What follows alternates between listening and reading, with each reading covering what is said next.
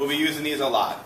And in fact, anytime you get stuck in physics and it has something to do with force or a net force or motion, you should probably draw yourself a free body diagram, and it will help you figure out where to move from wherever you're stuck on.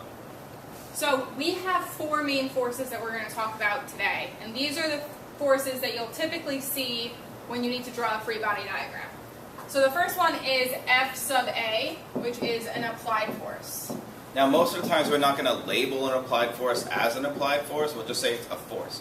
Pretty much any force that is applied to an object that we don't really have another name for, as long as it's touching or pushing that object or creating a motion, we could just call it an applied force.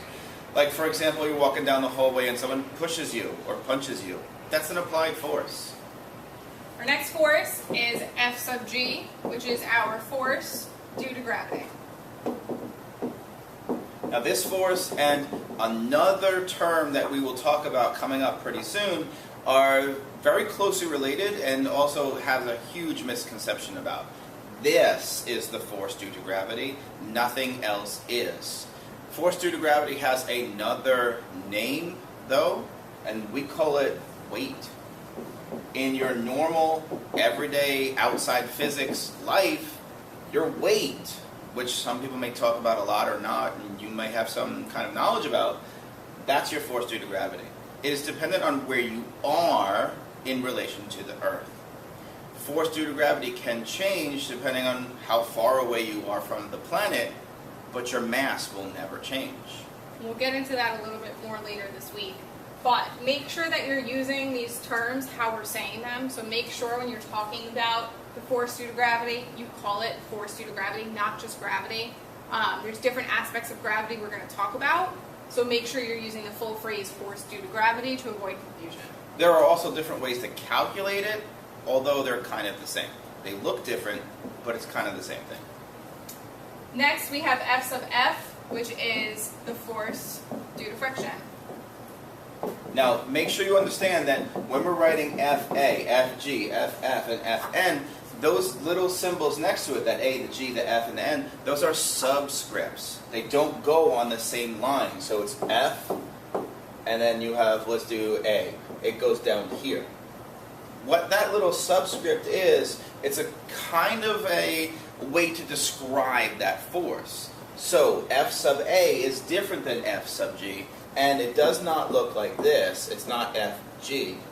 Although sometimes I might write it quickly and write it like that, just because I'm trying to save time. It really should be a subscript and should be lower than that big F. More like that. So our force due to friction, or a frictional force, is a force that is opposing our motion. So it's something that's working against us and kind of trying to slow us down and make things harder for us. The force due to friction is always in the opposite direction of the motion. Always. So if you have let's draw ourselves a car really quick with giant tires. So here's our car. Everything in physics is a box. So if this car is going in this direction, we'll say this is the velocity in that direction. What's the direction of the force of friction? It has to be in the opposite direction. And as you can see, as Mr. Petersack is starting to draw some of these things out, what we're getting to is the way that we draw these forces. That's what a free body diagram is. It's the way that we draw our forces. And you can see that he is drawing them with arrows because these are what we call vectors. Something we need to get into is the difference between a vector and a scalar. We'll talk about that in a second. Let's finish the last one. So the last one, F sub n, is our normal force. Now we call this the normal force because it's always applied to you as long as you're standing or sitting or on top of some kind of object. If you think about your normal life, walking around, you're always walking or touching or laying on or sitting on some type of object. The reason for that is if we did not have a normal force, you'd probably be sinking into the ground. Or if we didn't have gravity, we'd be kind of floating up into the sky. So as you walk around, the floor is supporting you. So we call that the normal force. It is always perpendicular to the surface that provides it. So let's just write out some of those directions that we quickly talked about. We said our force due to friction is opposite our motion. And we said our normal force is perpendicular. From here on in, we won't write the word perpendicular. We'll just use the little upside down T symbol, which means perpendicular. To the surface providing it.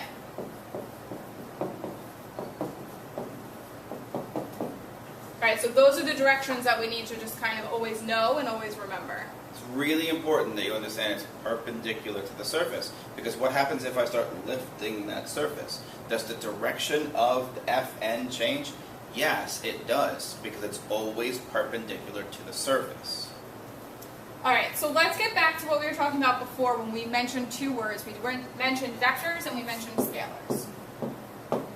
Now this is a very important concept that comes up a lot, and there are even test questions and Regents questions on the difference between a vector and a scalar. A vector, which in my class we've kind of talked about really quickly, a vector has to have two pieces of information. It has to have a magnitude, how much, and it also has to have a direction. You can kind of tell from what we've talked about already that forces are an example of vectors. For example, if I wanted to say, I'm going to push Mrs. Becker, you'd probably want to know what direction, and also with how much force. If I push her too hard, she's probably going to fall over. So, I need to know a direction and a magnitude. How much and in which direction. Magnitude is just a fancy word for size. Don't let that word trip you up. You'll start to see that word in test questions, and it'll say, what is the magnitude of the force? It's really just looking for how much of a force do I have, or what's the size, what's the number value associated with it. That's all that's really asking you for. That's also really important that we talk about that, where on our test questions they'll say, what is the magnitude of that force? Do you have to give a direction for an answer? No, you don't, because if it says what is the magnitude, they just want how much, and that's it. Now a scalar is different because it has magnitude only. Now a scalar has no direction. Vectors have a direction. So if I said to you, okay, apply 10 newtons of force, well, you need to know what direction. Well, let's talk about something that doesn't have a direction. Let's talk about mass. Mass has no direction. Mass is just how much stuff, and we talk about my mass, how much stuff makes me up. I am massive. Because I have stuff that makes me up. But that stuff doesn't have a direction applied to it. It's just stuff. But now when we talk about the difference between mass and weight, now all of a sudden we're talking about two different things. Mass is scalar, therefore it has no direction. But vectors, force is a vector. So weight has a direction. What is the direction of everybody's weight on this planet? Straight down to the center of the planet. It does not matter where you are on this planet, it's always straight down to the center of the planet. If you remember, we said weight was just another term for the force due to gravity. And which way is gravity trying to pull you? Straight down.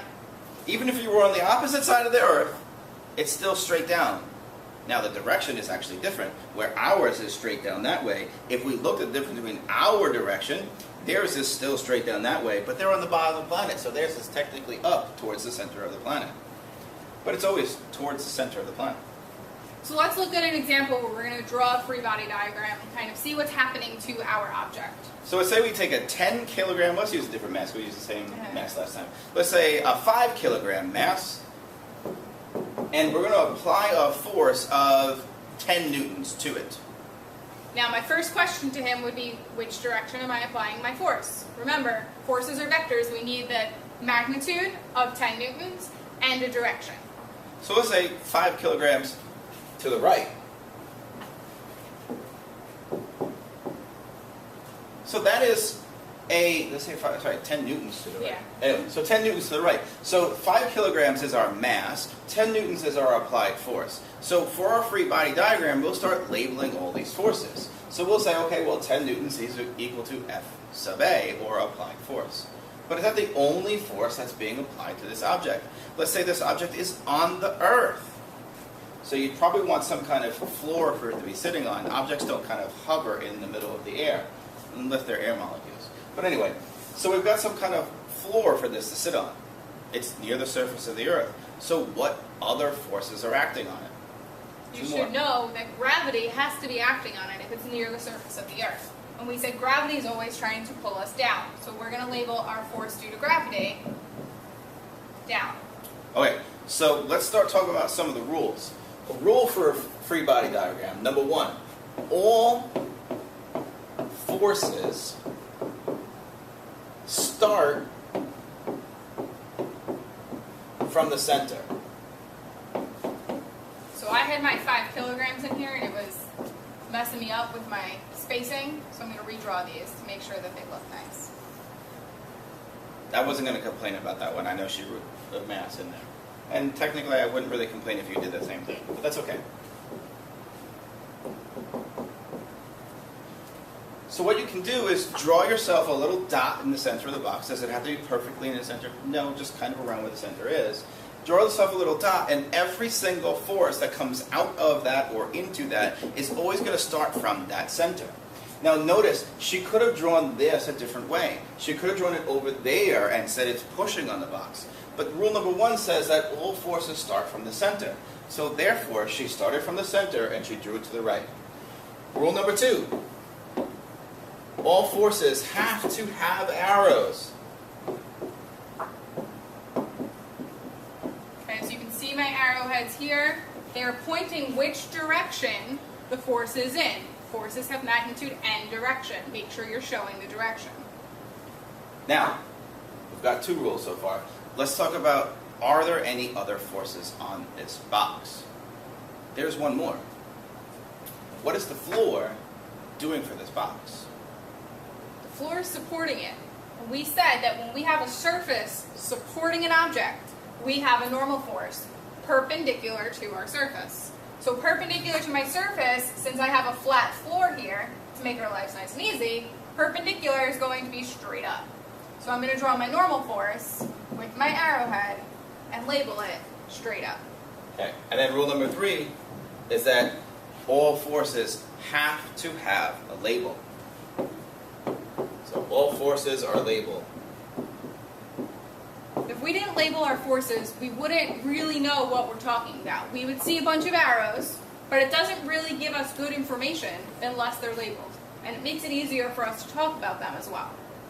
The last thing we should really talk about, and it's not necessarily a rule, but the last thing we need to talk about is length. The length of the arrow kind of determines the strength of that, or the magnitude of that force. Now, there are going to be times when we draw these to scale, which means that you actually have to have a scale for that force, and it has to be drawn the exact length that the scale says. But since this is just a sketch, we're not really interested in how long they are. But technically, this is a 5 kilogram mass. That does not mean that the force is 5 kilograms. We're going to figure out how to find out what that force is in a little while. But should these forces all be the same length? They probably shouldn't, except for these two. What should be the relationship between this force, and therefore the length of those 2 arrows? You should be able to think about it and realize that if you're just standing on a surface or sitting in a chair like you probably are right now, you don't feel any external net force acting on you. Okay, remember we talked about net forces being the sum of our forces. If you don't feel any sum of your forces, that means that our normal force and our force due to gravity are balancing each other out. They're in opposite directions, but they have equal magnitudes. So this box is not being lifted up as it's being pushed to the side. It's just being pushed straight across the surface.